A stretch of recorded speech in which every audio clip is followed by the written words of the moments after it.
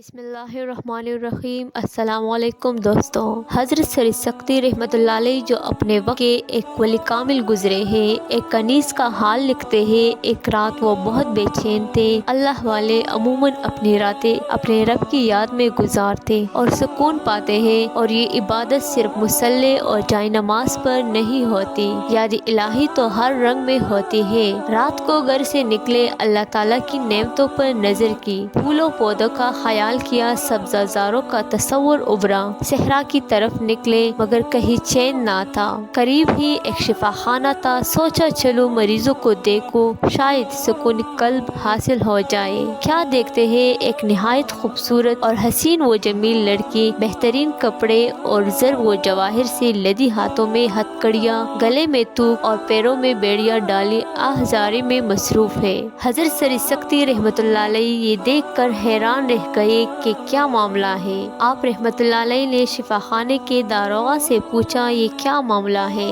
اس نے ایک امیر کبیر سوداگر کا نام لیا کہ یہ اس کی کنیز ہے اور کچھ دنوں سے اس پر دورے پڑتے ہیں، اس لیے اس کا مالک یہاں علاج کے لیے چھوڑ گیا ہے۔ جس وقت آپ رحمۃ اللہ علیہ اور داروغہ بات چیت کر رہے تھے، وہ حسین لڑکی ہوش میں آ گئی اور پردرد آواز میں شعر پڑھنے لگی۔ خوبصورت اور دلکش اور اس کے ساتھ رکعت کر اور درد والے اشعار تھے، کیا کہ شعلے سننے والوں کا دل بھی جلا دیا۔ ان اشعار کا تقریباً مطلب یہ تھا کہ لوگوں میں پاگل نہیں ہوں، میں تو اس کی محبت میں سرشار ہوں اور میرا دل فریاد کر رہا ہے، تم لوگوں نے مجھے ہتھکڑیاں پہنا رکھی ہے، حالانکہ اس کے سوا میں نے کوئی گناہ نہیں کیا کہ اپنے محبوب کی محبت میں سرگرم ہو۔ تم جس میں میری بلائی سمجھ رہے ہو، اس میں میرے ساتھ دشمنی کر رہے ہو، جس کو تم برائی سمجھتے ہو دراصل وہ تو بلائی ہے۔ حضرت سر سختی رحمۃ اللہ علیہ فرماتے ہیں، جب یہ دردناک اور کربناک اشعار میں نے سنے تو میرا دل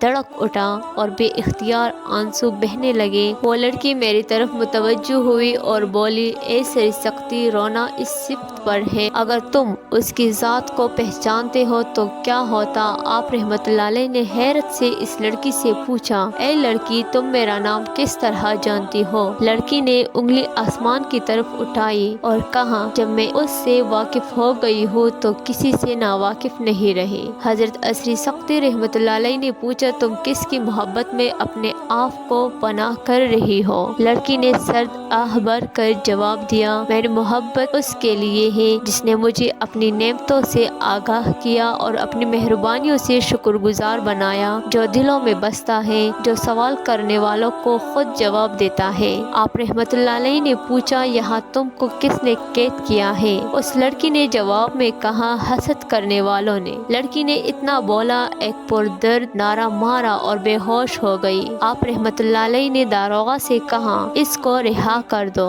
داروغہ نے اس لڑکی کی ہتھکڑیاں کھول دی اور آزاد کر دیا۔ آپ رحمۃ اللہ علیہ نے لڑکی کو مخاطب کرتے ہوئے فرمایا، تم آزاد ہو، جہاں چاہو چلی جاؤ۔ لڑکی نے جواب دیا، میں کس طرح جا سکتی ہوں؟ جو میرا محبوب ہے اس نے مجھے اپنے ایک غلام کی ملکیت بنایا ہوا ہے، اس کی اجازت کے بغیر میں کوئی قدم نہیں اٹھا سکتی۔ جب یہ باتیں ہو رہی تھی تو اس کنیز لڑکی کا مالک سوداگر بھی شفا خانے میں آ گیا۔ اس نے جب حضرت سر سختی رحمۃ اللہ علیہ کو دیکھا تو بے حد خوش ہوا اور خدمت میں حاضر ہو کر بہت تعظیم و احترام کا اظہار کیا۔ آپ رحمۃ اللہ علیہ نے فرمایا، میرے معاملے میں تم خواہ مخواہ مبالغے سے کام لے رہے ہو، یہ لڑکی مجھ سے زیادہ عزت و احترام کی مستحق ہے، تم نے اس کو کیوں قید کر رکھا ہے؟ مالک شرمندہ ہوا اور کہا، میں نے اس لڑکی کو اپنا بہت سارا سرمایہ خرچ کر کے خریدا ہے، یہ اپنے حسن کے علاوہ بہترین خوش گلوکارہ اور رقاصہ بھی ہے، میرا خیال تھا میں اسے فروخت کر کے بہت زیادہ منافع کماؤں گا، میں نے اس پر 20,000 درہم خرچ کیے، مگر اب تو مجھے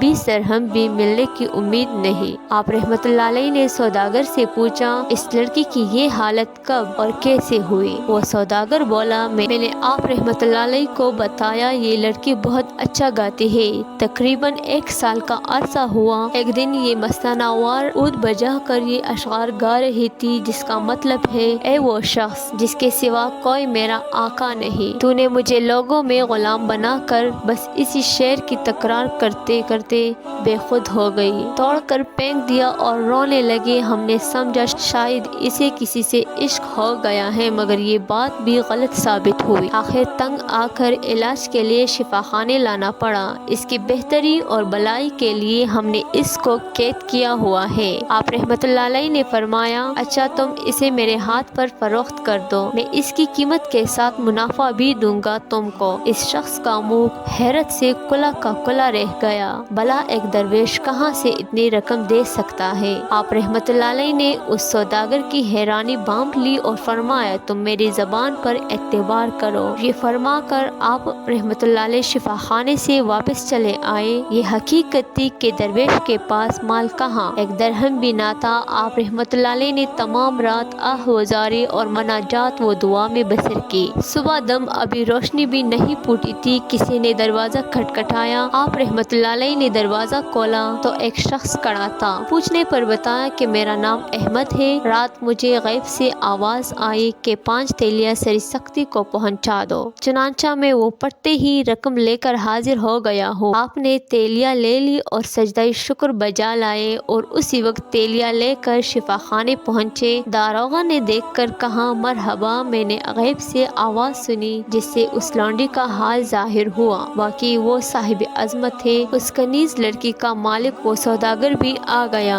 اس کی آنکھوں سے آنسو روا دواتے حضرت سری سختی رحمت اللہ علیہ نے فرمایا تم رنجیدہ نہ ہو، میں پوری قیمت کے ساتھ منافع بھی لے کر آیا ہوں، مگر اس نے قیمت لینے سے انکار کر دیا۔ آپ رحمت اللہ علیہ نے مزید رقم بڑھا دی، مگر اس سوداگر نے کہا ساری دنیا بھی اس کی قیمت کے بدلے میں مجھے ملے تو میں اسے قبول نہ کروں گا۔ میں غیب سے اس کی عظمت، اس کی رفعت، اس کے مقام سن چکا ہوں، میں خالص اللہ کے نام پر اسے آزاد کرتا ہوں۔ یہ منظر دیکھ کر احمد مسنا جو حضرت سری سختی رحمت اللہ علیہ کے ساتھ ہی شفا خانے آئے تھے، اپنا مال راہ حق میں لوٹا کر فقیر ہو گئے۔ اس لڑکی کا مالک وہ سوداگر پھر اس کا راہی بن گیا۔ مختصر یہ کہ بظاہر ایک رقاصہ جسے اللہ کی سچی محبت مل گئی تھی، اس خدا کی دیوانی نے کئی دنیا داروں کو واصل حق کر دیا۔